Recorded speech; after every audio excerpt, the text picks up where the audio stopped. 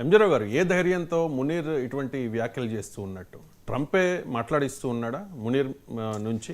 ఎందుకు అంటే అమెరికా F-16లను పడగొట్టాము అని చెప్పి మన సైన్యం ప్రకటించడం ట్రంప్కి నచ్చడం లేదా, మింగుడు పడడం లేదా? ఇక్కడ అసీం మున్నీర్ విషయాన్ని గుర్తుపెట్టుకోవాలండి.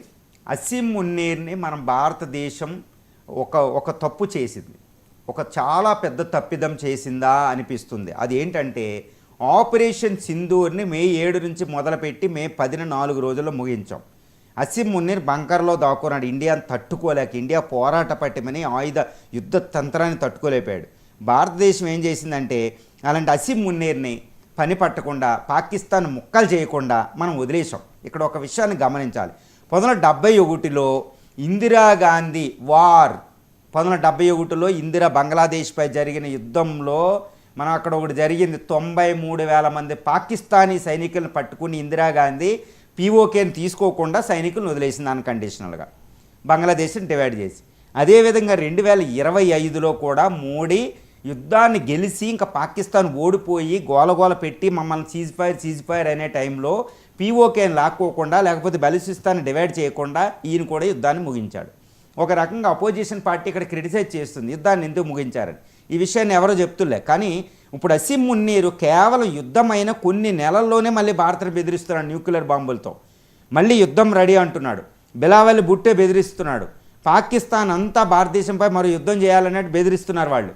అరే, యుద్ధం అయ్యి నెలలో కూడా అవ్వకుండానే వాళ్ళు మళ్ళీ బెదిరిస్తున్నారంటే మనం ఏ తప్పు చేశామంటే యుద్ధాల్లో పాకిస్తాన్ ఓడించి సీజ్ ఫైర్ ప్రకటించి బాబోయ్ సీజ్ ఫైర్ అనే టైంలో ఎందుకు దాన్ని క్రష్ చేయలేదు? అప్పుడు ఇందిరా 1971లో చేసిన తప్పే ఇప్పుడు మోడీ కూడా చేశారు. ఎందుకు పీఓకేని లాక్కోకుండా, లేకపోతే బలూచిస్తాన్ డివైడ్ చేయకుండా, కనీసం ఇందిరా అయితే బంగ్లాదేశ్ని డివైడ్ చేసి పడేసింది. అరే, ఇప్పుడు ఓడిపోయేటప్పుడు ఎందుకు చేయలేదు? అసీం మున్నీర్నైనా కనీసం చంపలేదు మనం. ఎందుకంటే ఇజ్రాయెల్ వెళ్ళి ఇరాన్లో IRGC లాంటి లీడర్లను చంపి పడేసింది ఒక చిన్న దేశం వెళ్ళి. మనం కూడా టెర్రరిస్టులు అసీం, ఈ జైషీ మహమ్మద్ లీడర్లు, లష్కర్ తోయిబా, హఫీజ్ సయ్యద్, మసూద్ అజహర్ లాంటి వాళ్ళని కూడా చంపలేదు మనం. అంటే ఏంటంటే పాకిస్తాన్ విషయంలో ఇండియా ఎక్కడ తప్పు చేసిందంటే 4 రోజులు మే 7 నుంచి మే 10 దాకా జరిగిన 4 రోజుల యుద్ధంలో అది ఓడిపోయారంటే మళ్ళీ క్షమించి బయటికి రావడం. మనం చరిత్ర నుంచి తప్పులు తెలుసుకోవాలి. భారతదేశం మన చరిత్ర నుండి ఎందుకు తెలుసుకోవాలంటున్నానంటే అప్పుడు పృథ్వీరాజ్ చౌహాన్ అంతే, ఈ గోరి 13 సార్లు ఓడిపోయి భగవంతుడా నన్ను రక్షించంటే వదిలేశాడు పృథ్వీరాజ్ చౌహాన్. అటు 13సారి 14సార్లు వచ్చి పృథ్వీరాజ్ని చంపేశాడు. ఇండియా 900 సంవత్సరాలు ఫారిన్ రూల్లోకి వెళ్ళిపోయింది ఆ పృథ్వీరాజ్ చౌహాన్ చేసే తప్పుతో. ఆయన ఏదో శ్రీరామచంద్రులకు క్షమించేశాడు. ఆయన శక్తివంతుడే, పృథ్వీరాజ్ చౌహాన్ చాలా శక్తివంతుడు. కానీ ఎవరిని క్షమించాలనే దానికి కూడా ఒక నిర్ణయం ఉంటుందండి. క్షమించకూడదు అనవసరంగా. చూడండి, పాకిస్తాన్ 4 రోజులు యుద్ధం తర్వాత క్షమించినందుకు మళ్ళీ కొన్ని రోజులు అవ్వకుండానే అసీం మున్నీర్ మళ్ళీ న్యూక్లియర్ వెపన్స్ పట్టుకొచ్చి అటు అమెరికా వెళ్ళి చైనా వెళ్ళి భారత్ని బెదిరిస్తున్నాడు. మళ్ళీ యుద్ధం రాబోతుంది. ఏంటి పరిస్థితి అంటే తప్పు చేయకూడదు, శత్రు శేషాన్ని. అందుకని మనం ఏం చేయాలంటే పాకిస్తాన్ ముక్కలు చేయాలి.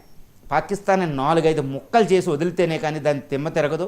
ఈసారి అక్కడ మొసాద్ లాగా, ఇజ్రాయిల్ మొసాద్ లాగా ఈసారి యుద్ధం వచ్చినా ఏదొచ్చినా డైరెక్ట్గా మనం మొసాద్ అక్కడ ఇరానియన్ IRGC ఏది Islamic Republican guards corps head అని చంపినట్టు, న్యూక్లియర్ సైంటిస్టులు చంపినట్టు మనం ఈసారి టెర్రరిస్ట్ హెడ్లని, అదేవిధంగా ఆర్మీ జనరల్ని చంపేసేయాలి.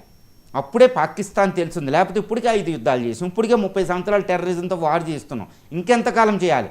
అసీం మున్నీర్ ఈరోజు పాకిస్తాన్ వెళ్ళి కూర్చున్నాడు, శత్రు ఒకటి అవుతున్నాడు. చూడండి, నేను ఇందాక పృథ్వీరాజ్ చౌహాన్ మామ, సొంత మహారాణి సంయుక్త సొంత మామ గోరీకి హెల్ప్ చేస్తే పృథ్వీరాజ్ చౌహాన్ సరిపోతాడండి ఢిల్లీలో. ఇది చరిత్ర నుంచి మనం నేర్చుకోవద్దా? ఇవన్నీ చరిత్ర నుంచి నేర్చుకుని ఇంకొకసారి క్షమించకూడదు.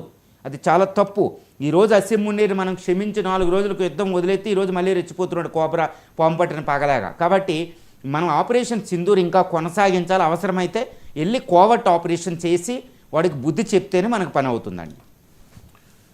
రైట్. ఎంజీరావు గారు, చిన్న